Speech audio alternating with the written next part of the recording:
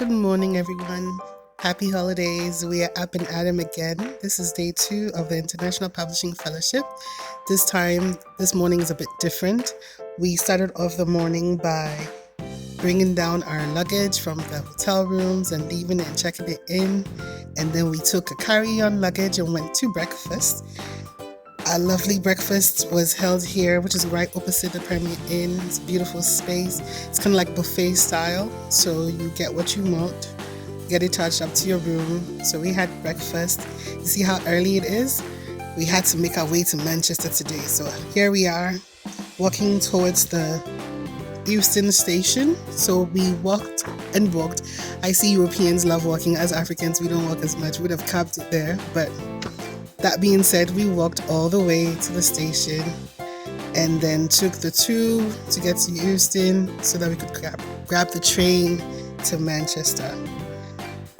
And then when we did get to Manchester, it would just have been like the walk from Manchester Piccadilly to the hotel room. And in Manchester, we stayed at Ibis Manchester. Yes, Ibis Centre. That's where we stayed. So again, you see us going through the tube, lots of walking, and me carrying my massive umbrella. Did you know I absolutely left my umbrella in the airport after carrying it with me all week, everywhere, through sun, through rain, through wind? I finally forgot it right before I boarded the plane. I was gutted. But anyway, the umbrella serves me very well during this trip. So as you can see, the tubes are always packed. This is rush hour because it's early in the morning. Everybody's going to work or everybody has something to do. So we're packed and we're on the tube going to Euston Station. Here we are. We get there and we are supposed to take platform 5. It's not open yet. So everybody decides to pick up their lunch at the station so that you have something to eat on the train. And I'm here contemplating what it is that I want to get. And for sure, I thought I was going to go for Burger King because, I do love me a good burger. And so here I am walking towards Burger King because it's like right in front of me. And then at the very last minute, I decide I eat Burger King all the time in Ghana. Let's go for something else. And so right next to Burger King is a sandwich station. So I just changed my mind and just hop over to the sandwich station and grab myself a lovely chicken sandwich and some water. And so that's what I had for lunch on the train. We are on the train now, and I've always also wanted to live in the countryside. I don't know, maybe it's just a fantasy, but I think homesteading it would be very brilliant. It seems very easy, but I know it's going to be substantially more difficult than it seems. But imagine just having a really nice house with just acreage for the kids to run around and get a couple of dogs and a couple of cats. And it would be lovely if we had a pond on the side where we can have some ducks too. It's just a fantasy that I have in my mind. So of course I had to film the countryside because it's beautiful, dotted with sheep and horses and little streams, and I'm just in love with the space. Look at that. Look at the greenery. I want some. Maybe one day I'll finally have the courage to plunge and get a homestead in the countryside. But who knows? We'll see how it goes. And so we're back on the train. Kind of looks like a plane actually, but we're on the train and I'm filming my people. We're heading towards Manchester, and soon I start to feel a bit peckish, so I break into my sandwich and I read a good book to kill the time. It's always good to read a book and kill the screen time for some minutes, So that's what I'm trying to do here. I'm also showing off my Penguin Random House water bottle that we got when we went there. Very proud of that. It was a very good time, So reading, having my lunch, and just enjoying the train ride until we get to Manchester.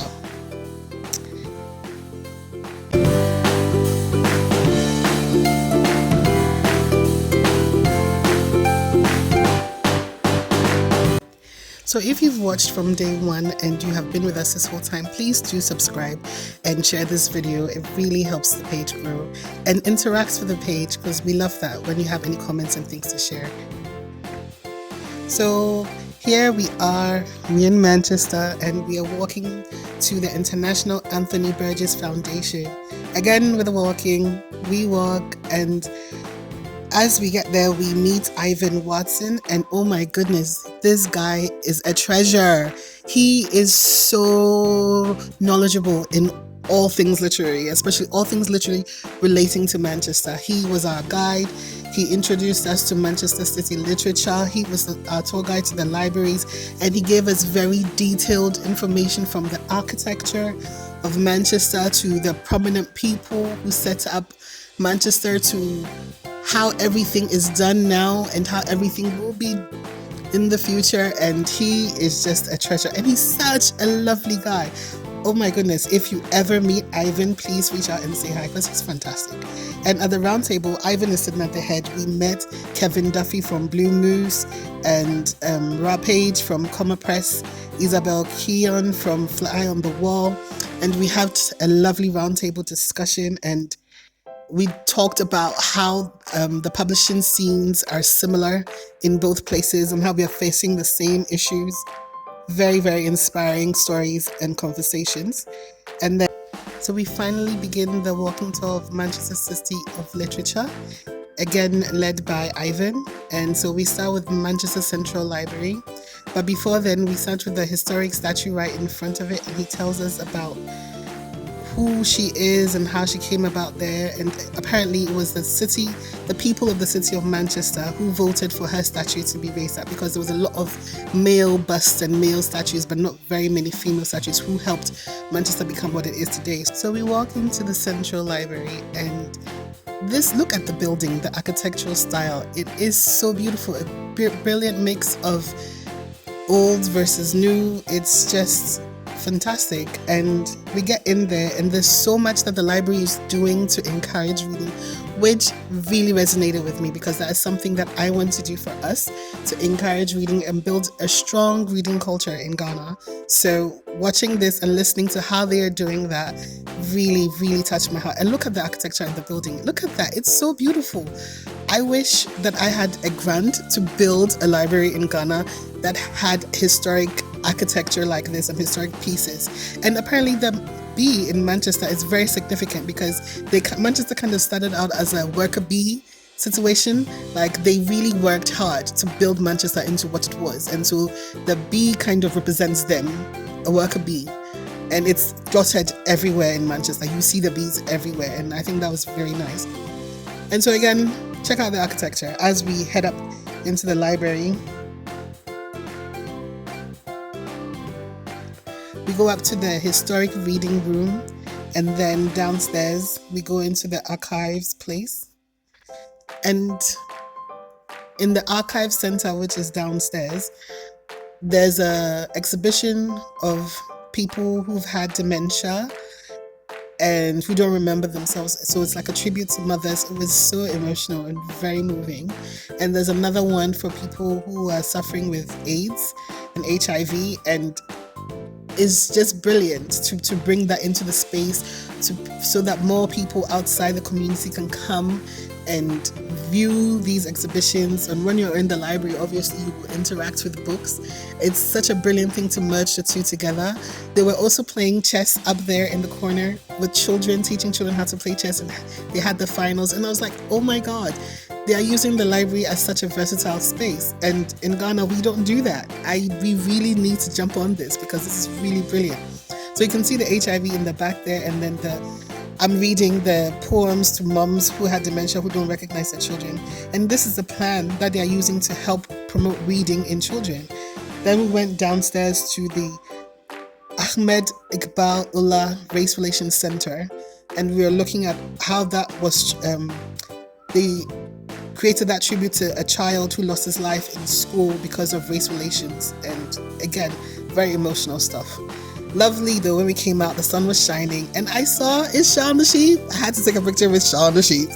So we took this picture because it's just cute. And then we headed to the second place, which was with, I think, the John Raylands Research Institute and Library. And I believe this is where they shot Harry Potter, most of the scenes from Harry Potter, because when you see it, you know what I'm talking about. Again, with the historic architecture right next door to the modernist art, and it's just crazy and brilliant. And if you see this glass steel facade and then look at the inside, it's like, oh my God, how did this even happen? And I think it took 40 years to build. I forget the name of the lady that commissioned it, but when her husband died, she commissioned it for her husband. And inside you see a lovely statue of her facing her husband. She looks like a stern woman, but then it was a brilliant decision on her part to create this library. The intricacies, the architecture, the design, it's just breathtaking. I'm not surprised they shot Harry Potter here, because it's amazing. It's amazing to watch and to be a part of. And I had to take so many videos and pictures and be a part of that space. It felt very magical. And for someone who loves reading fantasy and writing fantasy, it's like so much fodder for the imagination, you know. This is the lady I was talking about. So she commissioned the library to be built for her husband, this man. And they are standing forever looking at each other across the library space. And I think it's quite romantic. So that's that. So go ahead and take a look at more videos of the library.